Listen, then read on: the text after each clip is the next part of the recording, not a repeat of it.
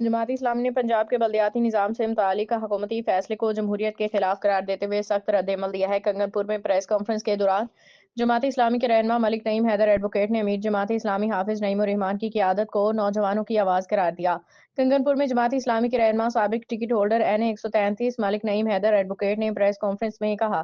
کہ پنجاب حکومت کا غیر جماعتی بلدیاتی انتخابات کا فیصلہ جمہوریت کے جڑوں کے خلاف ہے۔ ان کے مطابق یہ اقدام عوام کے حق کی نمائندگی پہ ڈاکہ اور سیاسی انجینئرنگ کے مترادف ہے۔ ملک نعیم حیدر نے مزید کہا کہ امیر جماعت اسلامی حافظ نعیم الرحمان نوجوانوں کے حقیقی رہنما ہے، خاص طور پہ جین زی اور الفا جنریشن کے لیے، اور ان کی قیادت میں شروع کیا گیا بنو قابل پروگرام نوجوانوں کو تعلیم، ہنر اور عملی مواقع فراہم کر رہا ہے، جو جماعت اسلامی کی عملی سیاست کا واضح ثبوت ہے۔ انہوں نے مطالبہ کیا کہ بلدیاتی اداروں کو بااختیار بنایا جائے تاکہ نوجوان کی عادت ابھرے اور ضلع قصور، چونیا، پتو کی کوٹ، رادھا کرشن اور کنگن پور کے عوامی مسائل حل ہو سکے۔ ملک نعیم حیدر نے عوام سے اپیل کی کہ وہ اپنے حق کے لیے جماعت اسلامی کے اس تحریک کا بھرپور ساتھ دیں اور جمہوریت کو مضبوط بنانے میں کردار ادا کریں۔